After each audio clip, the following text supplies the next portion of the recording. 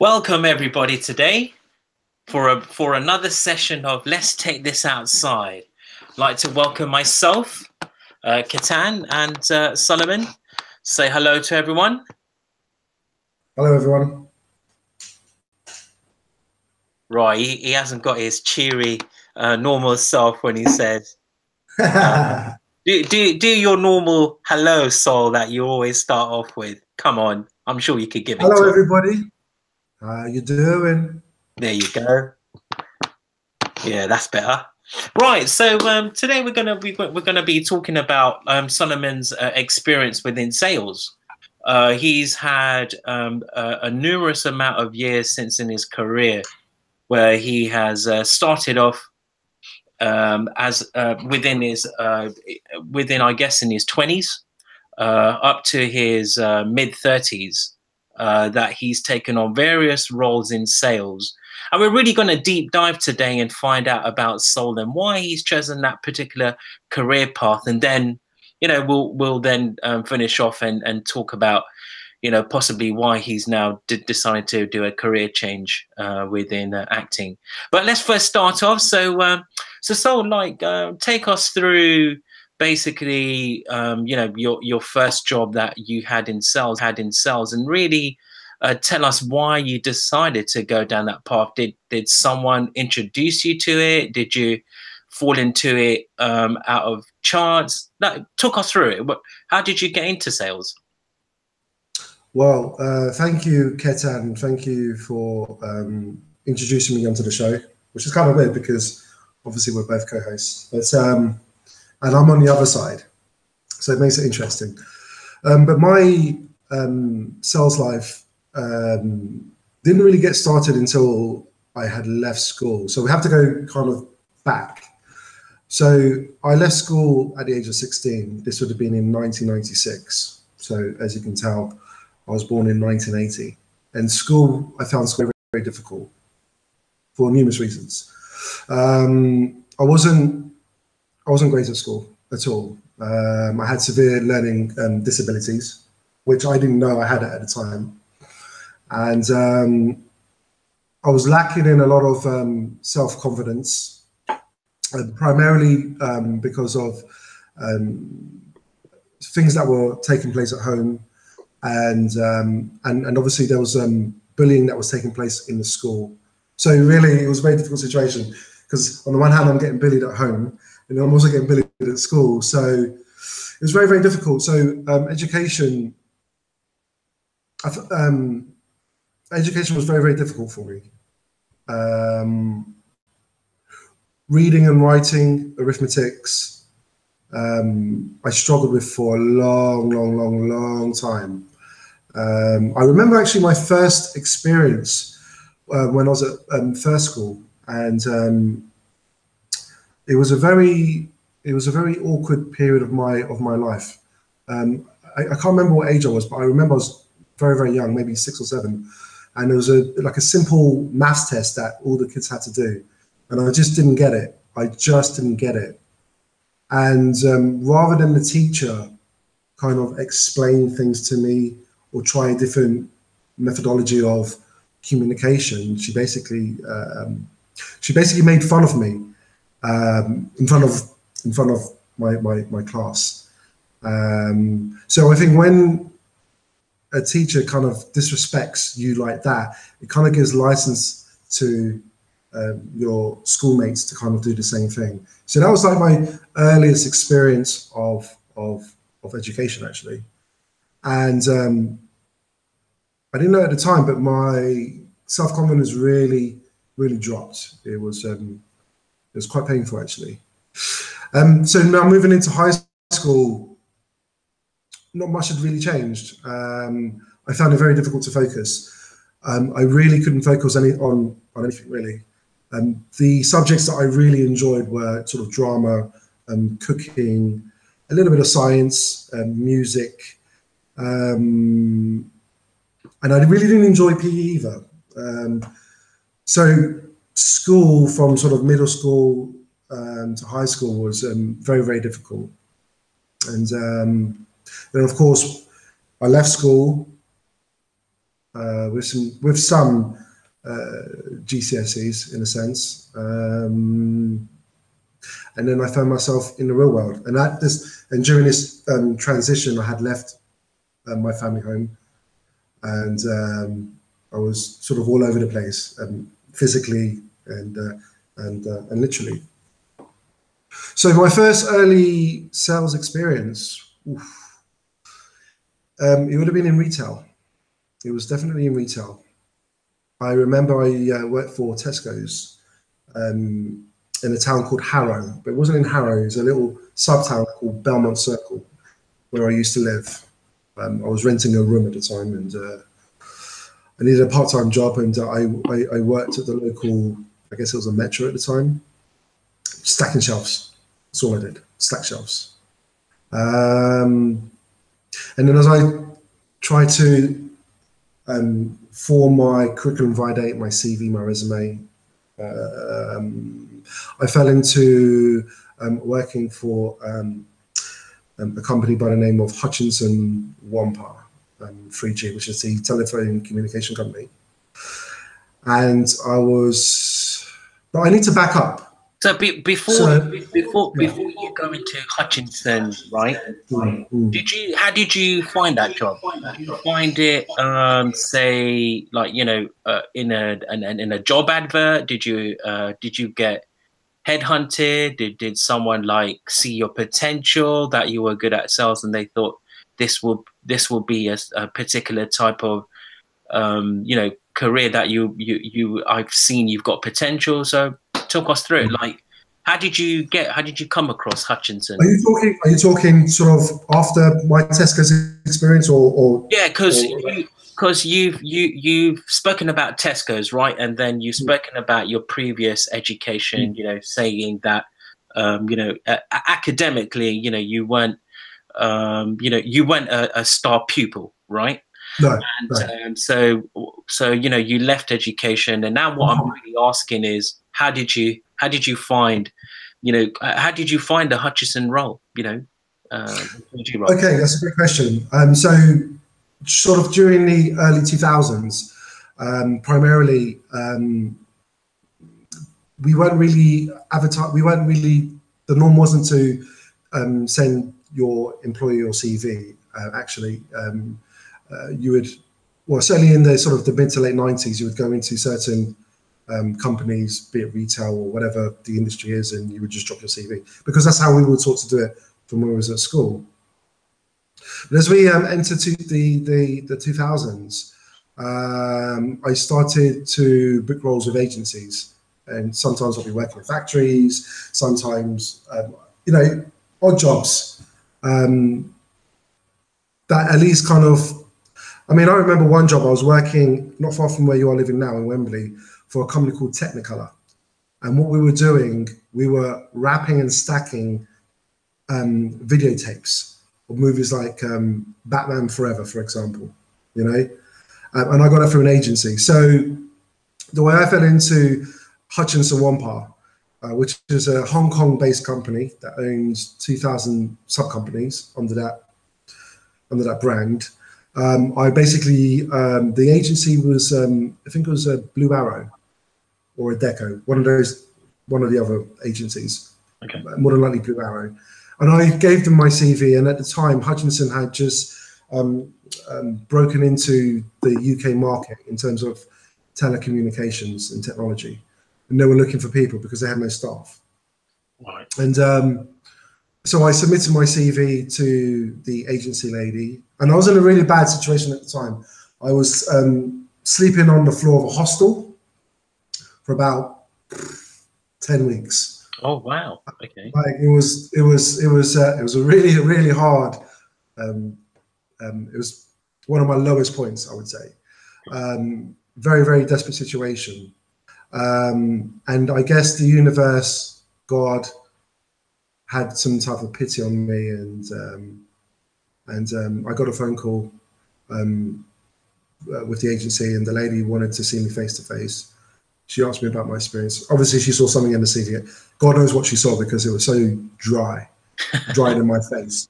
It was dry, drier than your lady's vaginal. It was so super dry. But she saw something in the CV, and she called me in for a mini interview. And so the position was, I was working as a sales rep, but I was roaming. And so the company, Hutchinson, they launched into the UK market as the first 3G network company. And if you don't know what 3G means, it was the first company that was providing video calling facilities. So 2G, you're making calls, you're sending text messages. 3G, you're doing all of the above plus video. And so, so the job required me to go up and down the country, so central London all the way up to Newcastle, Durham, and help roll out the kiosks that were in a primary store or stores, plural, across the country by the name of Superdrugs. So 1 week I might be in Newcastle, 2 weeks I might be in Durham, then I might be in Slough for a month. It was all over the place. But I was being paid a lot of money for a young kid who's hadn't really developed into any type of... So you say that you worked in different positions while you were in this company, right? So you went... No, not different positions, different locations. Oh, different, sorry, what was that? Not different positions, but different locations. So different locations. Okay, right. So you're going to different locations and you're pitching, you know, not pitching, none of that. So I just want you to imagine a kiosk within an already established store. The store and the kiosk are owned by the same company, but they're selling two very different products. So the kiosk is selling telecommunications and technology, so i.e. handsets, earpieces, Bluetooth headsets, different price plans for consumers, because the whole motive of Hutchinson, or 3G, or free, was to get the population of the United Kingdom to move away from just making ordinary voice calls, but to condition the general population to start making video calls. So my job was to sell the handsets, sell the accessories, sell the price plans. So we're gonna deep dive. We're gonna talk about, so you know, you first had your experience with sales, and really, how did you find, you know, selling these particular handsets? Did you find it difficult selling it to customers? And what challenges did you face when selling these products? Because I'm sure you had targets, right? Yeah, you had targets you had to meet. And, you know, did you meet those targets? Were you pressurized by your managers to reach those targets? What was the environment like? Was it, you know? Well, that's a great question, Kat. But before I answer that question, I just want to kind of set the framework.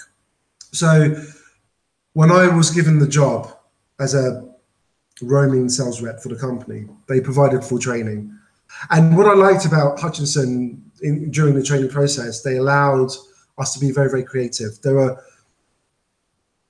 The training was very sort of visionary based. It wasn't about selling. It was psychology based, but it allowed one to tap into the creative self. But obviously when the rubber hits the road, yeah, the nuts and bolts is you are selling their products. So that's what I did. Now, the handsets that we were selling were two brands at the time, NEC and Motorola. Now, with all this great technology, you need to have a great battery life. We didn't have a great battery life. Okay. Basically, the batteries were scratch that. The handsets were poor, super, super poor. I mean, endless. I mean, you want to talk about having teething problems. But this was like having surgery on a newborn baby. It was deeply, deeply embedded, the issues that we had. And it wasn't really to do with the service. Primarily, it was to do with the handsets and the coding of those handsets to obviously line up with with the services that were being provided, which was quote unquote a 3G service.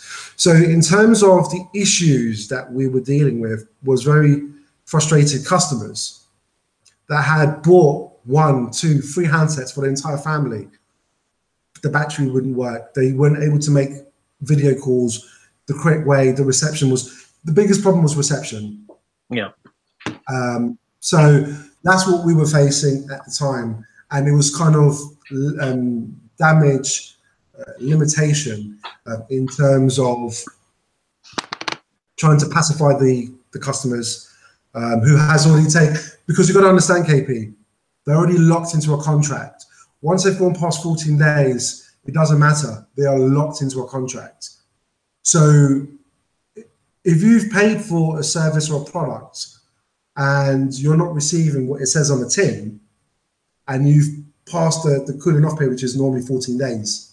So if you don't know what 14 days means, so you've got 14 days to return the product. But after 14 days, you are locked in for that contract for a year. So you've got 3 handsets, none of them work, poor reception, and you're locked into a contract for a year, and you're paying, I mean, a lot of money. Sure. So you can imagine, yeah. Yeah. So, you know, you said you went on training. Yeah? So you received training, you know, when you first started. And you feel that the training you received was helpful in your day-to-day job? Well, the training didn't really account for disgruntled customers. Right. So how did you go about dealing with that? Again, it's very much, it depends on the person, but for me, it was very much using common sense, because you understand the issue and you want to be helpful to the customers, right? And you've got to also understand the position of the company. So the company, I mean, when they launched in the United Kingdom, they had no staff whatsoever. So the foundations were barely in place, and we had already launched this radical new technology called Free.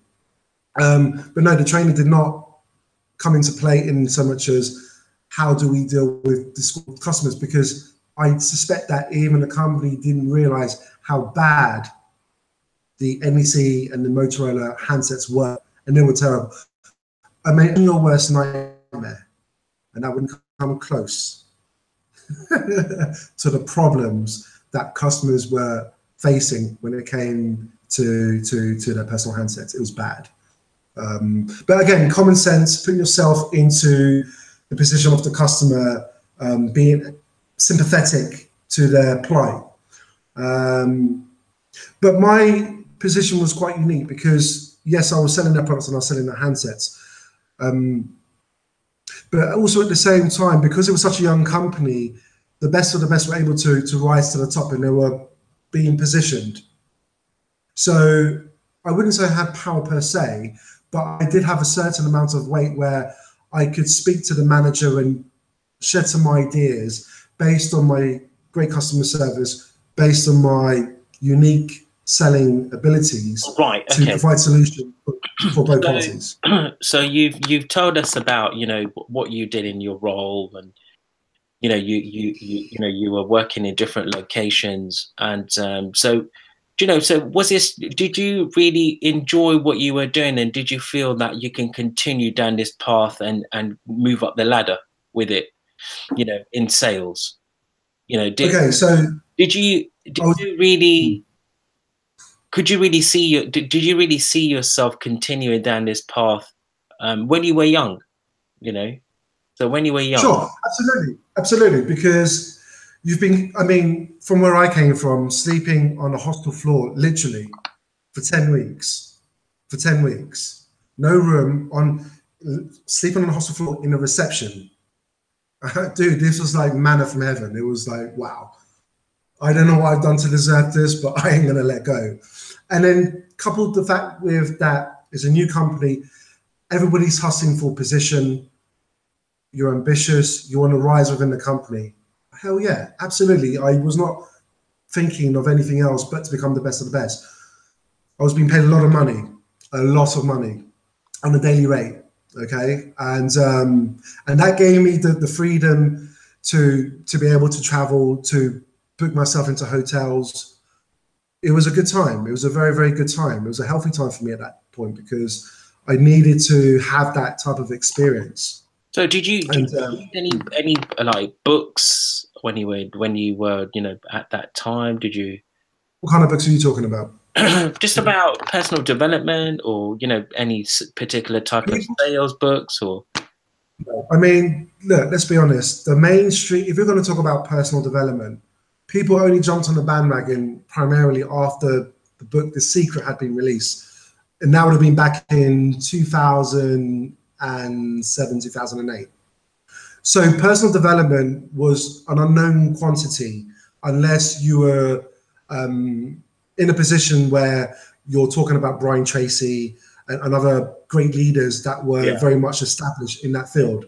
But as a person that was barely in his 20s, no, that was not my thinking at the time. But what I knew was that I was good at communicating. I knew that I was a very strong influencer, and I knew how to solve problems, from simple problems. I'll give you an example. So you've come into my store, you snapped off the receiver from the rest of the phone, right? You need a new phone, but you're going to lose your numbers. How do you deal with that situation? This is primary examples of how the types of situations I had to deal with on a day-to-day basis. How do I copy your contacts in your phone where you can't get any power because the screen, so if you imagine a clamshell phone, the top half has been literally snapped off, but you cannot afford to lose your contacts. How do you solve that problem? Somebody is locked into a contract. They've been complaining. They bought numerous phones, and they were in tears. And I'm like, please help me. I mean, like, please help me. And then how do I then convince the store manager to say, look, this is the situation. Why don't we sell a pay-as-you-go phone, right, and put it down as loss, so that we can obviously give this person a phone. So these are from one end of the spectrum to the other, these were the types of situations. But self-development wasn't even thought about at that point in time. Right. And so how long did you stay at the company, and then, what happened next? Where did you move on to? Did you decide to, move into another role within the company, or did you leave and go to, did you go overseas? Did you stay, in the country? Did you move around in sales? So tell us, what was your next step after, Well, before I tell you how I got there, so I was established. I was a roaming rep in a sense, and then I found myself working in central London, working between two stores on Oxford Street. So if you've ever been to London, Oxford Street, Bond Street, famous streets, retail orientated. I was working from one end of the high road, Oxford Circus, the other end would be Bond Street, and floating between two stores. You asked earlier on about, did we have any sales targets? Yeah, we had sales targets. And myself, because I had a passion for customer service. Actually, my sales experience came from a love of customer service, dealing with and solving issues from consumers. So because I was great, I was excellent at selling the products and the services and the add-ons. The company elected me sales representative for the London area for the entire company. So what that basically means is that I now convey with the management of 3 on the thoughts and feelings of the staff for all the stores in the Greater London region. And again, remember, this is a brand new company, has just been established. From the managers to the area managers, everybody's hustling for position. And again, I was very, very fortunate and blessed to be elected. So when I say I was elected, all the stores in the London area had to vote primarily through elections who they wanted to be represented. And because of my efficiency, and I mean, I don't want to blow my own trumpet, but it was a very, very good time for me. And so I guess in a sense, people started to know who I was, because obviously when you got sales targets, everyone in the whole company, you see their targets and what they've managed to achieve. And I wouldn't say I was at the top all the time, but I was certainly within the first 3 to first 5. You'll see my name there. So, and then again, managing the relationships with my colleagues, the staff from various different stores I had worked with, and building a very strong relationship, actually was quite easy for me to get elected. Okay, so I get elected. The company, they wine and dine me. They take me to different places in the country, and they share the plans of the company and all this great stuff. And then what happened then? I remember I got contacted by a couple of guys. I don't know how they got my information. They may have contacted me by email or by phone. I forget. But they basically said, we have a great sales opportunity, and we would like to meet you. And so then we met it was in the Hilton Hotel. I think it's the Hilton Hotel down in Holland Park. I met with these guys. We drank coffee, sharply dressed, boom, boom, boom, boom, boom, sharply dressed. And there you have it, ladies and gentlemen. They pitched me. They said, listen, you're not selling, because what you're doing currently right now is you're not really selling anything. This is a retail store. People come in.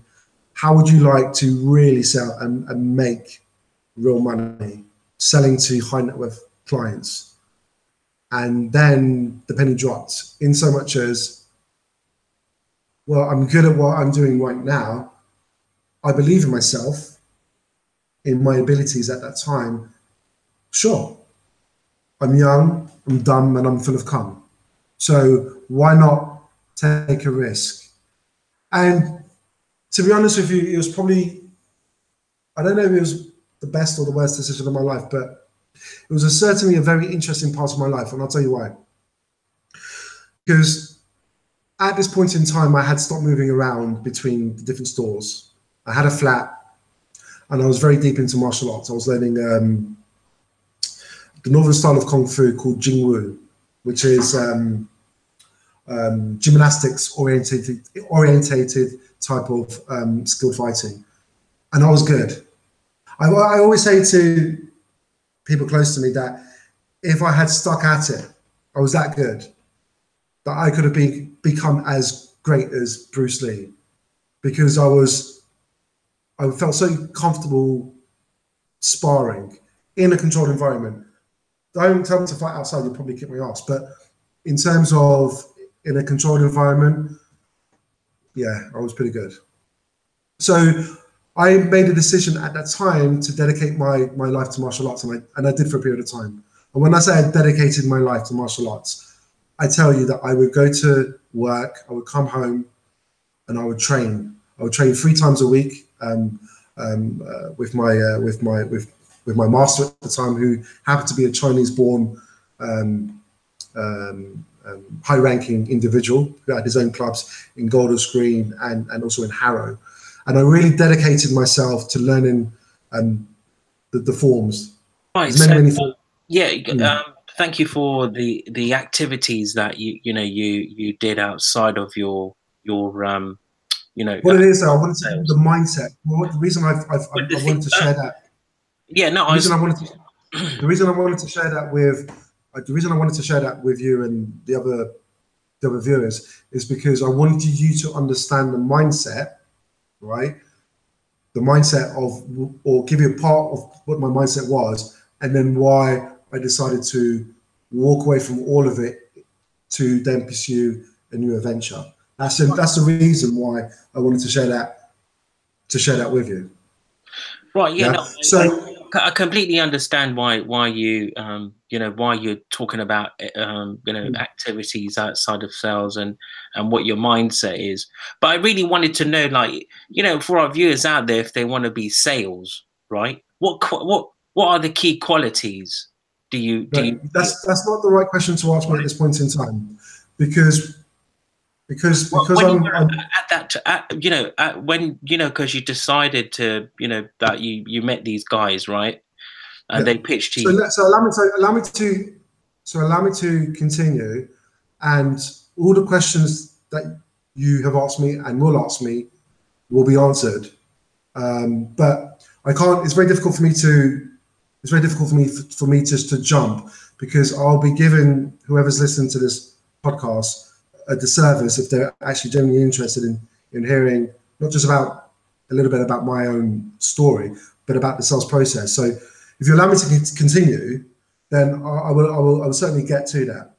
I don't think it's appropriate that we kind of jump without. No, really, I was just wanted to get around the qualities that that the viewers, if they're at that age, when they're that young at the time, what qualities I understand that. do they have? And then later on, you can then talk about how you progressed in your qualities that you had, and what are the ones you improved on. I agree, but for the sake of congruency, I think it's quite important that you understand the step of because it's all about experience. So for me to just talk, it wouldn't make sense for me just to jump in to talk about the sales process without unraveling a little bit about how I got there. Does that make sense? Because of course, yeah, it's got to be set up properly. So I met these two individuals down on Holland Park. To cut a long story short, they convinced me to come to Spain, Marbella, which is the Costa del Sol, and they gave me some time to decide, but they were quite pushy, and they guaranteed me. They said, if you make a decision, and we promise you, right, that you'll become a wealthy man. And through greed and through fear of loss, so these are the two key points here. People are motivated by greed and fear of loss. So by initializing the greed and the fear of loss, they backed me into a corner, and I made a decision. And 4 weeks later, I landed on the Costa del Sol. So the gentlemen were working for a US company. The company, they pay for the flights and the hotels. And I was recruited with other like-minded individuals like myself from the UK. So we entered the hotel, we had our own space. Every week they would come in and they would drop us cash. And the funny thing is, Kat, the day before I left, the movie that actually came on that I had never seen before was a movie called Boiler Room. Okay, and I mean it's interesting talking about it and thinking about it now, but that was the actual movie the night before that played on TV, and I thought it was a super interesting movie, not realizing that I was going to be the next sucker, that I was going to be in that position. So I landed in Malaga, Marbella. So the first week we landed in the evening, and I remember rocking up to a hotel called the Lima Hotel, right in the heart of Marbella. It was pitch black. I could hear the ocean, but I couldn't see it. And in the daytime, I was very surprised, in a good way, to see how close the ocean was from the hotel. I mean, literally walking distance. The first week was based on training, and the training was based on pitches. We had to read a script. So imagine an actor who has to learn his lines to convey a message or to give a performance. So every word had to be learned, word by word by word by word by word by word. We did this for a whole week. And towards the end of the week, the training consisted of us now picking up the headset or the telephone and start making dummy calls to leads in South Africa. But these leads in South Africa, they've already been done already a million times. They've already told the broker, I'm not interested. But for the sake of not wasting those leads and to try and get some good training in, they give us the shit leads. These were not the Glengarry leads. And people in the sales industry, they know when I say Glengarry leads, these were not Glengarry leads. These were shit leads.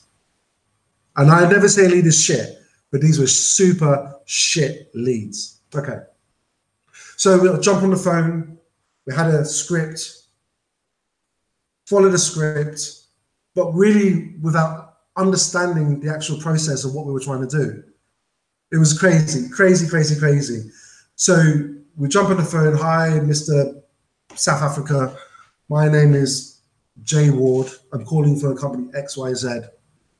The reason I'm calling you is because your details were passed to me by one of our junior brokers, and because you showed an interest in a potential investment opportunity in the American markets. And this is how the script would normally start. And then they would come with their bullshit. But the company trained us not to divert from the script. And this is classic Yankee training. Brits, we don't train like that. Brits is all about freestyling and certain bullet questions. But when it comes to Yanks and they want to sell their product, it's all about the scripts. So this is the first time you came across someone actually telling you how to, sell through a transcript, right?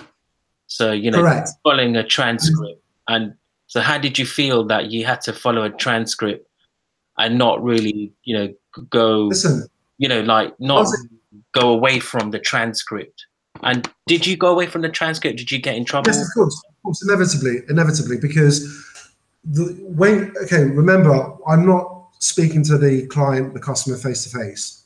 This is down the telephone. And the person that you're speaking to, he knows what you're all about. And his job is to try and divert you away from the straight line. So if you can imagine, this is a straight line, and I'm calling, but he's trying to take me up here. My job is through the script to try and bring it back down here. So from point A to point E, let's get to the finish. So yes, inevitably, Ket, working from a script was a very, very unique process. But as I said, if you're an actor and you have to give a great performance, the tonality in your voice, the pacing in your voice, the inflection in your voice was super important. But we'll get into that a little bit deeper to answer your question about tips. So I had done the first week of training, and then a Welsh guy came in and he says, "Listen, boys, you've been upgraded or elevated to the next position, which was now we're going to go into the sales floor. We're going to go into the brokerage floor now." And I remember it was so we were in one location and the brokerage is in a different location, a massive brokerage house.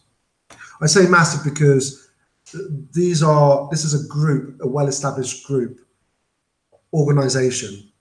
So myself and my colleagues who had been recruited, we stepped into the sales floor for real. And I remember that the buzz was super crazy. I mean, you can hear yourself think. People were standing on desks. People were shouting, screaming, cursing at the people at the other end of the telephone. I mean, it was ridiculous. Everybody was wearing headsets. Nobody was sitting down. Everybody was pacing up and down. If you've seen the movie Boiler Room, it was that. It was that to the T. I'm a naive kid from the country. I didn't know shit.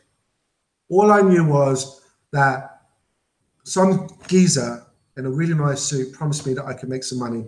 And as far as I'm concerned, I haven't paid anything. I didn't pay for the flights. I didn't pay for the accommodation. And I was getting free money. Dude, I mean, you want to talk about having the wank of your life. This was it. Walked into onto the trading floor, observing. We're just walking up and down observing. We were given strict instructions not to speak to any of the brokers while they're working. We had to respect that. Sure, no worries, no problem. Then, an 18-year-old kid, he was 18, but he didn't look like 18, he looked like he was 40, quite stocky. His name was Jimmy. Jimmy was speaking to an old biddy, what I call an old biddy, a lady in Australia. And Jimmy had convinced this lady to buy X amount of shares, and the value of those shares was 100,000 US dollars. I think, yeah, 100,000 US dollars. When Jimmy got on the phone and the lady had said yes, all you heard was this. The whole room went quiet. Quiet. Everyone hung up their phones. And everybody was listening to Jimmy's conversation. And then I'm telling you, you can hear a pin drop. It was tense. You could feel his sweat just running down his face. You felt the tension in your body because this lady provincially has said, yes, I will agree to invest 100,000 US dollars into this particular stock. Half an hour into the conversation, the secretary walks out. She has a receipt, maybe 40 minutes. The receipt said the lady that is on the phone has made payment. The transfer has already taken place. We've received confirmation that the payment of $100,000 has left her account or is en route to her account because she's provided evidence now and now has gone to an account in Hong Kong. So I'm like, so how much is this guy going to get from this one transaction? Oh, you know, 20, 25K. For one conversation in under an hour. Are you fucking shitting me? Are you fucking crazy? Dude, I could do this. Fuck you. I can do this. Fuck your phones. I can do this shit. Dude, it was, Kat, when I say to you, that whole experience, I mean, talk about uncanny, talk about synchronicity. You walk in, you hear all this hustle and bustle, you're like, what the fuck's going on here? Is somebody getting shot? Is somebody getting murdered? And then for it to go dead silence, and this guy Jimmy is just talking to really calmly.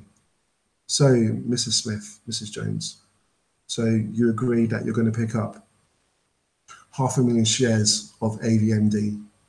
Yes. Okay. Well, I'm just going to wait on the phone until we receive that confirmation. The confirmation comes through. I mean, when he hung up, can you imagine the joy, the elation of all the brokers? In that one room, there's about 40 brokers. It was crazy. It was absolutely crazy. So I knew from then that I wasn't going back to England, and I didn't go back to England for a long time. I'm here to stay. I'm down. I'm down. So that was really my experience of really, it was an experience of me taking action upon this opportunity to leave a country, to leave my motherland, England, to go to Spain. I've never been to Spain. Hell, I had never left the country, really, prior to, well, I left the country once. I was going to Egypt, but I had never really left the country. And then, you know, amazing things happen. Yeah. So, you know, you said you worked for this company for a considerable amount of time, right? Were you there while you were there? Did you have sale targets again? You know, were you meeting those sales targets? And were you getting paid well? You know, did you feel when you left, did you get paid what you're worth? Right. Great question. So were you making ends meet, or were you doing really well and, you know, and excelling within this new type of sales, you know, from it? So there's good news and there's bad news. So the good news is I almost made it. The bad news is I almost made it. What do I mean? So it was our opportunity now to get onto the phones. We had to sell a particular stock within 30 days on one call. Not 2 calls, not 3 calls, 1 call. You had 1 call to keep that motherfucker on the line and get him to say yes, and to then receive the TT, that's what we call it, telegraphic transaction, right? And then you kept your job. No pressure, no pressure. So to answer your question, I didn't stay there very long. 30 days, I was out. And that year was one of my lowest years. I mean, sleeping on a hostel floor, I mean, that's a bad situation. But now I'm in a fucking foreign country and I've made a promise to myself, I ain't going back. Fuck you. I ain't going back. I didn't sell for 1 year. 1 fucking year. So it was a very, very interesting experience. Then I had an opportunity to work with some English lads in Marbella. Again, same type of setup, but the methodology was slightly different. I wasn't in a position where I had to make a one-call close, as we call it. Before let me get this right. So you didn't have a job for 1 year when you were in Marbella? No, I was working. Oh, you were working, but I was getting fired left, right, and centre. And is there a reason why that was happening? Is it because you weren't enjoying the particular type of? Nope. Was it sales? What was it that you went into? Was it just Nope. different odd jobs that you did? No, none of that. It's got nothing to do with anything that you just said. If you can sell on the phone and get someone to buy from you on the phone, you're pretty much a rocket scientist. How many people could say that they can build a spaceship? Not many people, but I can. Can you? So experience, listen, one thing you've got to understand about any type of career move is that you can't beat time, because there's a certain amount of resistance you have to go through before you start to get the victory, right? So here I am, jumping. I'm trying to get my dick wet, basically, right? And then the breakthrough happened. I started working for an English company that was round the corner from the company that I first got involved with when I first came to the country. And it was an English setup. The stock was biofuels. So let me just give you a little framework. So biofuels is basically where you get fuel from rapeseed oils. So it's a clean oil. It's not a fossilized fuel.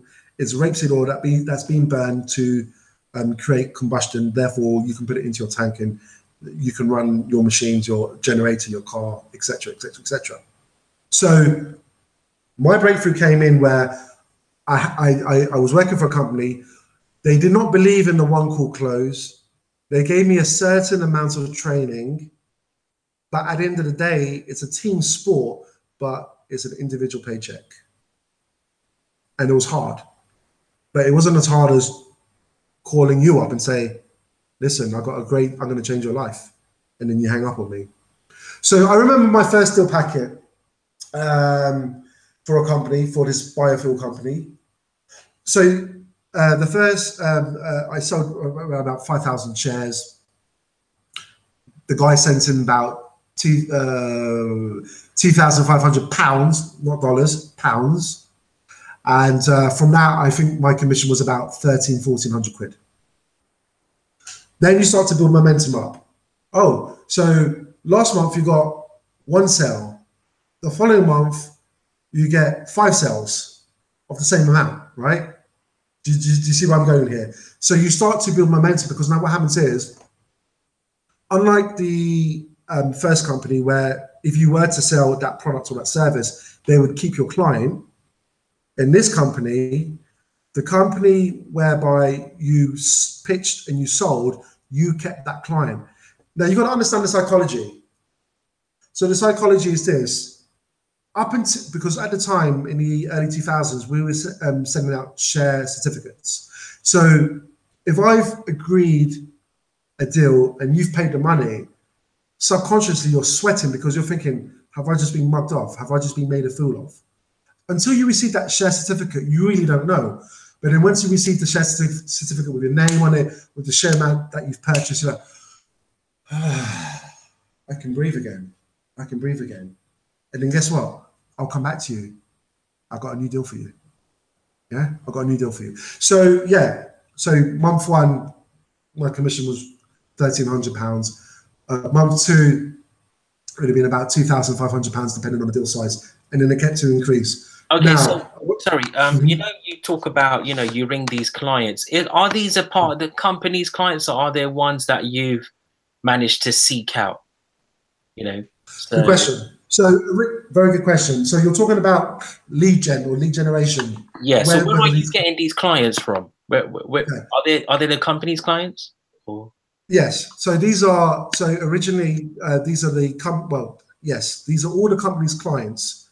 So think about Facebook. So the way that Facebook operates is that they buy data from all over the world, right? And then what they do, they through their demographics and their technology, they can pinpoint you as a potential customer based on what you look at, what the trend is, what does Ketan like to look at. So if you like to look at porn and you like to look at fucking dildos for your missus, then that's what you would see. Now that's quite crude, but I want to kind of bring a bit of humor just so that you can kind of get the point, so I can paint some pictures. But primarily these companies, they buy data, and the data is expensive. If the leads are good, they're paying top dollar. And in the industry, we used to call them the Glenn Ross leads, or the Glengarry leads, based on the movie called Glengarry Glen Ross, which starred some famous actors, based again on the activities of what I was doing. But in the film, it's all about real estate. But the same methodology. You're speaking to people, making appointments, and closing in motherfuckers on the phone or whatever it was. But yeah, primarily these companies would pay outsourcing companies to get these leads. Now, some of these leads were so good that we knew the client's portfolio. So we knew what they already had in their portfolio. And of course, if you know what they have in their portfolio, all you got to do is check the stock markets. You know what the ticker symbol is. If you don't know what a ticker symbol is, an abbreviation of the company, whereby you can go to any financial website and you can see how well that stock is performing. So if I've got information on Mr. Patel, and Mr. Patel has got 13 different stocks in a very diverse portfolio, ranging from oil, banking, retail, farming, coffee, whatever, oil and gas, whatever it might be, then I can say to him, but you know, Mr. Patel, I know that these are great companies that you're holding, but right now they're not really performing. Why didn't you release some of that equity out of that stock, or sell that stock and invest in what I have? Yes, it's risky. I ain't gonna bullshit you. You might lose your money. Yes, it's risky, but based on the information that I've got for you, right? I'm your best friend right now. You need to take this seriously. Data is power. Data is power. And that's why Facebook is a very, very powerful enterprise, and Google, because of data. So I hope that's answered your question. I can't hear you. Okay. yeah, absolutely. Yeah, it has answered my question, you know, on you know, your experiences within this next company that you worked with, right? Right. But did you feel at any point that you were giving them a disservice, you know, in any way? No, not at the time. Of, you know, no? Did you feel that not at the time. did you feel you were lying to them in any way, or No. were, No, and I'll tell you why. Allow me to answer that question. As I mentioned before, I'm this young, dumb kid from the country that doesn't know fuck all, has no life experience. Mum, dad didn't give a fuck. Family didn't give a fuck. School didn't give a shit. I mean, I had no experience, right? So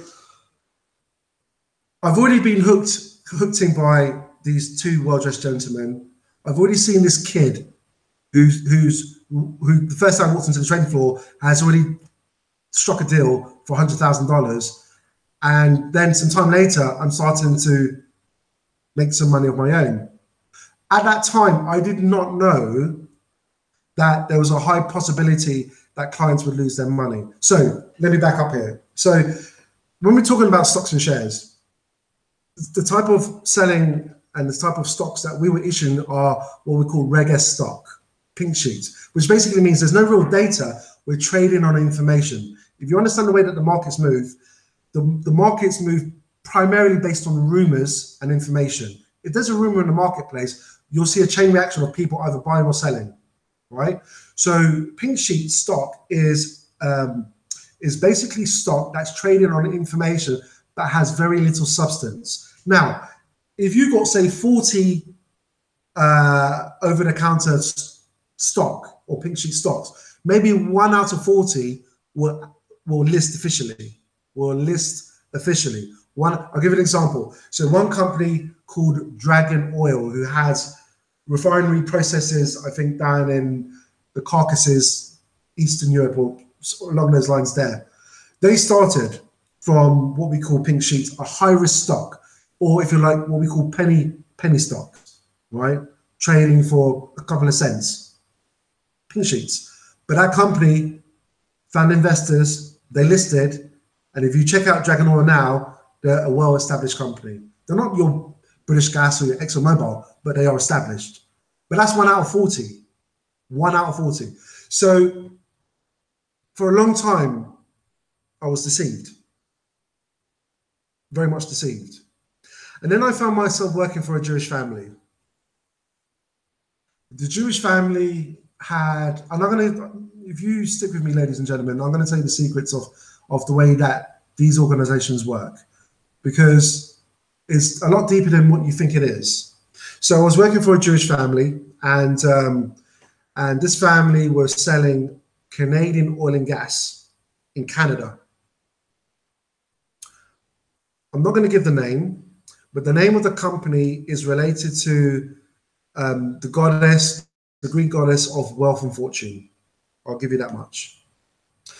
And but it wasn't just that this company had oil fields in North and Latin America. That wasn't the selling point. The selling point is that they had obtained Russian technology from the 70s by the name of hydroslaughter. What is hydroslaughter? So I want you to imagine this well here. This well is completely dry. But this hydroslaughter effectively is a cap that goes over the well bore. And what this hydroslaughter does, it pressurizes the well through reagent chemicals, water, and other substances. And in theory, what happens is that any trapped oil underneath the surface is regurgitated back up to the surface, giving productivity maybe of another, if you're lucky, 2.5, maybe 3 years. Now, let's look at this information from an investor's point of view. I've called you up. I've introduced myself. You're actively looking for a stock to invest into. But I'm now going beyond just selling oil and gas. I'm selling, ladies and gentlemen, a technology whereby old wells that have ran dry through this technology will reinvigorate that particular well site for an extra 2.5, 3 years. If you're an investor, that's like you having a wet dream, because think of the possibilities. Comprende? I mean, it's magic. It's absolutely magic. So the selling point was not, the hot shit wasn't oil and gas. Everybody's doing that. The selling point, the USP, was hydroslaughter. And everybody knows that it's very rarely, when you look at the Russians that go up to space, how many Russian rockets do you know about that have exploded? When Russia makes something, it's made to last, right? So this was the selling point. Now, I did not know, I want to just be completely honest, that actually we weren't selling hydroslaughter. What we were selling back in the early 2000s, if you like, was fracking. That's what these guys were doing. They were fracking. They were going to certain sites around the world, sending tubes, pressurizing the ground underneath, i.e. causing mini explosions to release trapped gas from underneath the surface to bring it to the top. Fracking. But we were not told that. We were never told it was fracking.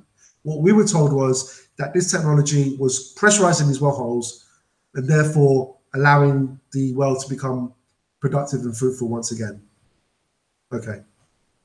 Now, when I was working for this Canadian company, I mean, when I say I found my stride, I found my stride. I would say in the first 5 months, 6 months, I had 40 clients. It doesn't sound a lot, but 40 clients in that type of industry, you are a closer. You're not auditing like you was in your retail life where you're selling a fucking phone, which is basically what you are doing when in retail. You're not selling, you're an auditor. No. I'm a fucking closer, motherfucker. So were those clients that you had high-risk clients, or were they low-risk clients? Were they? What do you mean by that? Or a mixture? What is a high-risk client? What is a high-risk client? Well, a high-risk client is someone who, you know, is, I would say, who would, you know, likely be able to invest, you know, in that particular, you know, whatever stock, whatever product you're selling. Yeah. But in terms of, you know, are they credible? You know, so have they, you know, are there? Well, look, let me ask you a question. Are they? Allow me to ask you a question because I know where you're coming from. Look, either you got the money or you don't have the money. You asked me a question earlier on, what is the process, and we will get to that. But if somebody hasn't got the money, that's a disease that we don't have a cure for. But if somebody doesn't buy, there's only two reasons they're not going to buy from you. One, because they don't trust you, or two, because they don't have the money.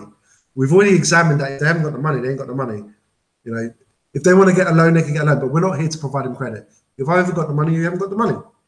But if they don't trust you, then that's your fault.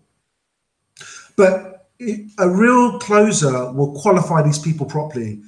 So you'll already know what they're liquid for. For you to do a whole sales pitch and for this motherfucker to say, actually, I don't have any money, either that person's lying or you haven't entered properly. You know, we were talking about martial arts earlier on and why I was quite good at fighting, because I knew how to enter properly. I knew how to take advantage and enter the situation properly. And it's the same with sales. So in terms of the actual sales process, you will qualify the person that they are the decision maker in the family. Let's just get this off the bat right now. They are the decision maker in the family. They don't need to speak to their wife or their girlfriend.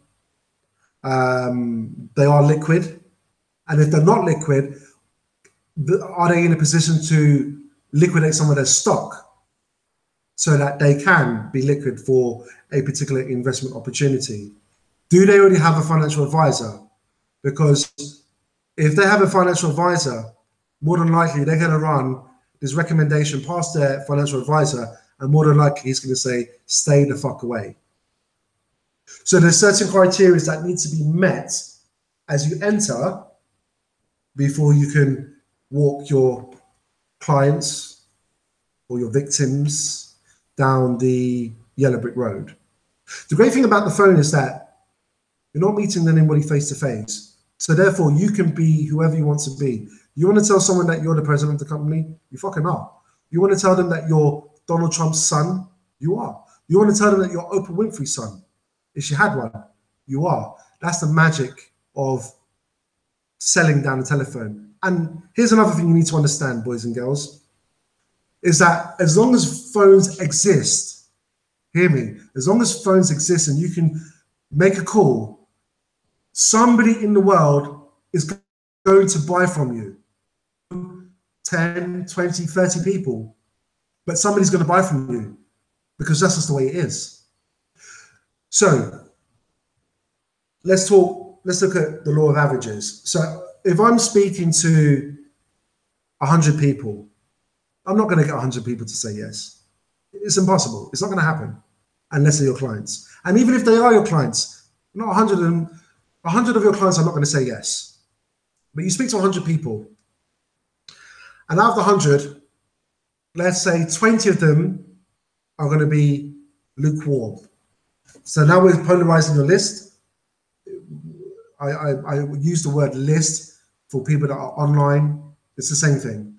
Apart from we're not doing this online, this is offline, an offline process, but it's effectively the same. So you're going to polarize your list. So 100 have fucked you off. You're left with 20. Out of the 20, 10 will drop off. They're going to 5 will go into the witness protection program, which basically means that you'll never hear from them again. You can call 100 times, you can send emails. They just ain't going to pick up the phone because they know if they pick up the phone, they're going to fucking buy. You will never hear from them. That leaves you with 15. 15. Out of the 15, what will happen? Out of the 15, they're going to come, 5 will come with excuses, lastminute.com. We call them strokers. I'll give you an example of a stroker.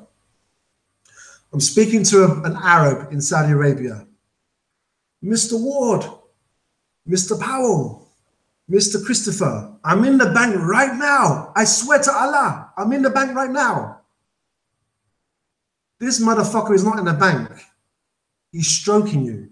What is a stroker? A stroker is somebody that will play the game but had no intention of buying from you. And what they'll do, they're going to waste your time and they're going to fucking lead you on. Right? That's 5. So now you're left with 10.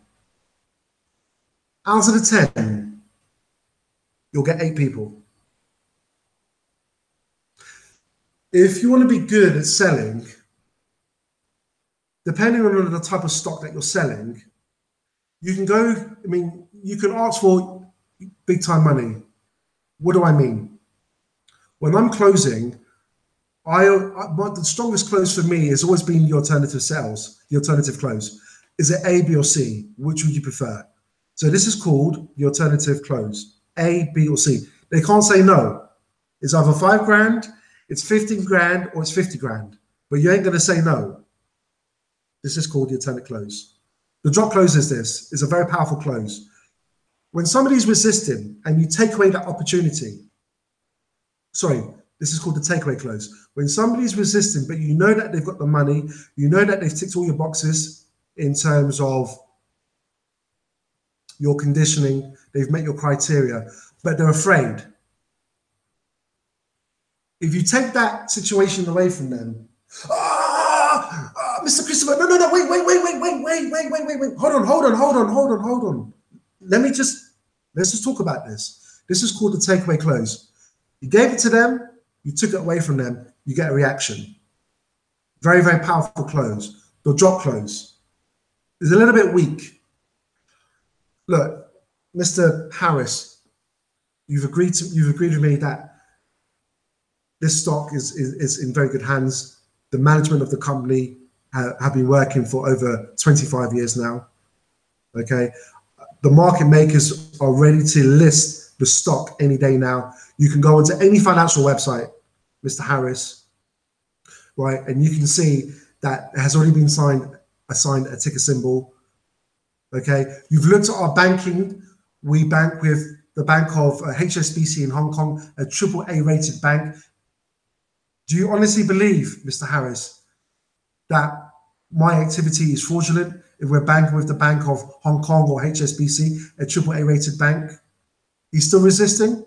Okay, listen, you said that you could handle 15,000 shares at the price of 7,500 US dollars. This is what I'm going to do.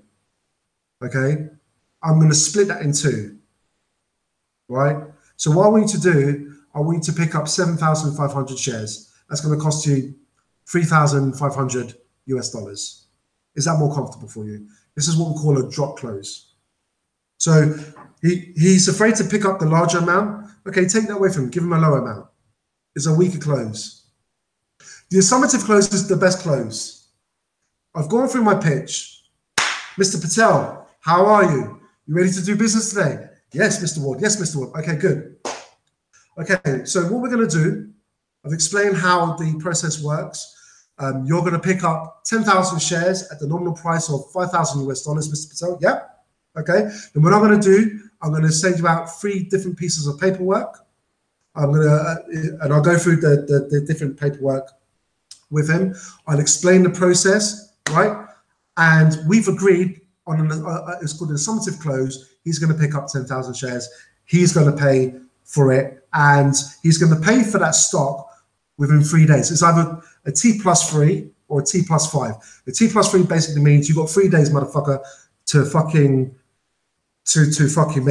make that payment, or you've got 5 days to make that payment. Because if you don't make that payment, even within 3 or 5 days, we're going to blacklist you, which basically means no other broker will ever touch you, and your name will be on a blacklist, and it'll be very difficult for you to trade in the future. Do we understand each other? Okay, yes. Okay, so I'm going to put an order through right now. I'm looking at my computer screen right now, Mr. Patel. Yeah, I've got one block available. Yeah, you right? Okay, so I'm going to put your name down now. That's 10,000 shares. That's 5,000 US dollars. And you said you're going to pay it within 3 days? What bank are you using? I'm using Barclays Bank. Okay, and are you going to go to the bank today? Yes, yes, Mr. Wall. I'm going to go to the bank right now. Okay, and when will I receive the receipt, Mr. Patel? In the next couple of hours. Okay, fine. Now, in a moment, you're going to receive a secondary call from the compliance office. And the compliance officer will spend 5 minutes of your time just to make sure that I haven't said anything untowards to you. Okay? So I've been above board. I've been very, very transparent because I don't want to get myself into trouble. And he's going to also record the conversation. All our calls have all been recorded. And to make sure that you're happy with the investment you're about to do with me right now. Yes? Yes. Okay. Congratulations, Mr. Patel. You've made a great decision. I'll speak to you in a couple of days' time. Thank you. And I look forward to receiving your transaction. Now, what happens is, 5 minutes after I drop the phone, the compliance officer will get on the phone and basically, within 5 minutes, run through the whole deal to make sure that this motherfucker's going to pay. And we'll also cement the idea that if you don't pay, we're going to fuck you up the arse. Do you like to be fucked up the arse? No, no, no, no, no, no. I'm going to pay. Good. So you stand by the phone in 5 minutes. The compliance officer will give you a quick call. Bish, bash, bosh. Now, the reason that we did that, and I'll go back to the sales process in a little bit more, but the reason that we had a compliance officer is because we found that when we had a compliance officer to give a secondary call straight after the original call, once the deal had been struck, there was an 85% chance that that client was going to pay. And that's why we did that. Not because you're going to be blackballed or be blacklisted. Please. We're barely operating in the laws of the universe. No one's going to give a shit. But psychologically, having that shored up the deal. So we knew that this motherfucker was going to pay. So let's go through the process in terms of the different types of close. So you've got your summative close. 10 out of 10. The summative close basically means through an assumption, because you know that you've got the best shit, the hot shit right now, it's the best deal since sliced bread, Mr. Patel has agreed to pick up 10,000 shares. Yes? Yes. Good. Then we have the alternate close, my favorite. A, B, or C, which would you prefer? You can't say no. The drop close, you're resistant. Okay, let's drop it to half of what you said that you were going to deal. Then we've got the takeaway close. Very, very powerful close. That should really be number 3. You're going to fuck with me? I'm going to fuck with you. I'm going to take it away from you. We get a response. There's there's so many different types of closes, but real closers, those are the primary four closes that a real sales closer will use. A summative close, alternate close, a drop close, and a takeaway close. Bish, bash, bosh. Okay, so you've given us closure, and before we finish this this webinar tonight, just wanted to ask you, but my question I asked at the halfway point, and I do agree that should have really asked this at the end, is really what qualities do you need to have in order to be a good salesman, and really, with your experience, what would you say would, what can you give our viewers today on being what qualities, what true qualities do you need to be a good salesman with the experience that you've had over these considerable amount of years?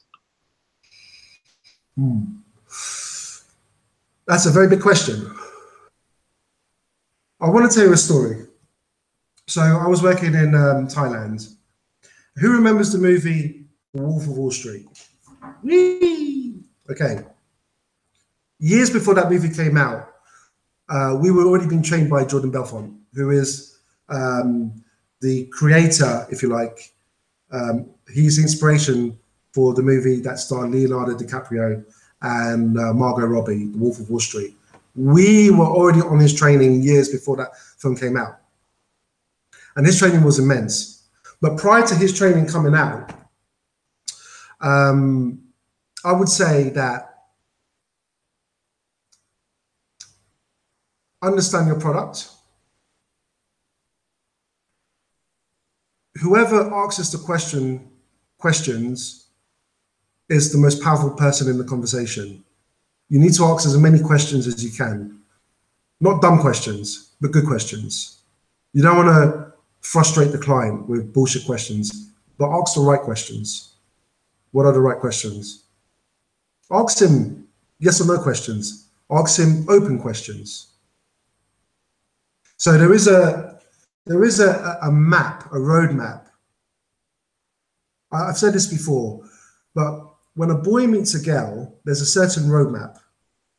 I'll just quickly run through that roadmap because there are variations, but the principle remains the same. You have attraction, you have banter, you qualify, and you seduce. A boy meets girl, he winks at her, starts a conversation, says something funny, she's intrigued, right? Right? Then you have a bit of banter. You treat her like your little bratty sister. You tease her a little bit, but in a way that she understands. Then you qualify her. You qualify her because you know more about her, where she went to school, what her family's like, what kind of music does she like to listen to, where does she live. These are qualification close. And then based on the qualification close, you can move to the close or the seduction period. So if we were looking at boy meets girl and boy wants to pick up women, I would say that roadmap, A, B, C, D, is the roadmap. It sells very similar. And it's very difficult there's not enough time for me to give you the whole bandwidth of the sales cycle. It would take a long time. But I would say to you is, know your product inside out. Be a master of your product. Know your product inside out. Ask great questions. Try to get the client to say yes as many times in that conversation. So the rule of thumb is this: if you can get somebody to say yes 15 times in a conversation, when you ask them for the order, what are they going to say? They're going to say yes, because you've conditioned them to say yes. Ask open and close questions. Ask open and close questions. But primarily, you want the person to keep saying yes, yes, yes, yes, yes, yes, yes. And there's a way that you can talk to a person where what you do, when they say yes or they say no, they start to build a fence around themselves. It's almost like okay, let's imagine this. Sales is not based on words, it's based on pictures. So let me paint you a picture. When a killer whale or a great white shark, two great apex predators go hunting, okay, they will single out a weakling in the group. They isolate that weakling. And you're doing the same thing by asking various different high-level questions, medium-level questions, and low-level questions, right? What you're doing, you're building a ring around, or that client is building a ring around themselves, and they are isolating themselves from the crowd by asking open and close questions and having your rebuttals. What is a rebuttal? It's a way to answer an objection that will bring an outcome to the person that's asking the right questions. A rebuttal is a way to answer an objection to bring about an outcome to the person that wants to strike the deal, or that person that wants to who wants to close that deal. So understand your client, ask great questions, ring fence them, and don't be afraid to ask for the fucking order. There's so many great salespeople out there, but they shit their pants when they're there to ask for the fucking money. And I get that. But you got to do it in a way whereby this is point A and this is point B. And you're doing your client a disservice if you don't move them forward. So you need to move them forward. As I said at the beginning, they're going to try and take you up here. Your job is to bring them back down here and move to the end. But the whole way through the process, You move them forward to the end when they either say yes or they say no. If they say no, it's no shame if you've done your job properly, right? But you don't want to have a response where I need to think about it. What the fuck do you need to think about? We've had 3 conversations. We know you're liquid. We know that you're the man of the house, okay? You've been given all the information. You know what the banks that we're using, okay? What do you need to think about? And if he needs to think about it, then you have to loop and go back to the beginning. Loop and loop and loop and loop and loop. So when you start looping with your great questions and your presentation, then what happens is that you start to unpick, you start to find the right combination that will unlock that code for you to get the green light and for him to say yes. And that's the best I've got so far in this short period of time. So there we have it, ladies and gentlemen. A little brief excerpt into my experience. And I would like to go on a bit more, but maybe we'll leave it for another time. But yeah. Yeah, I'd like to thank Solomon for his delightful insight into sales and what his experience has been, both in personal life and really moving it and showing us what he did in terms of his sales experience going through. As today, we would love you to comment down at the bottom, really tell us, and subscribe. And subscribe to us as well, of course. Really want, we really want to hear what you have to say. So, do really comment on our videos. And so we've got a Google Plus channel as well, and we've got an Instagram channel as well. Am I missing anything else? So we've got those are the 2, right? That we have. Yeah, and obviously, those are the 2 at the moment. And we will be available in other channels as well, as quick as possible. So thank you for today, and look forward to speaking to you tomorrow. Goodbye. Take care of yourself and each other. Ta-ta.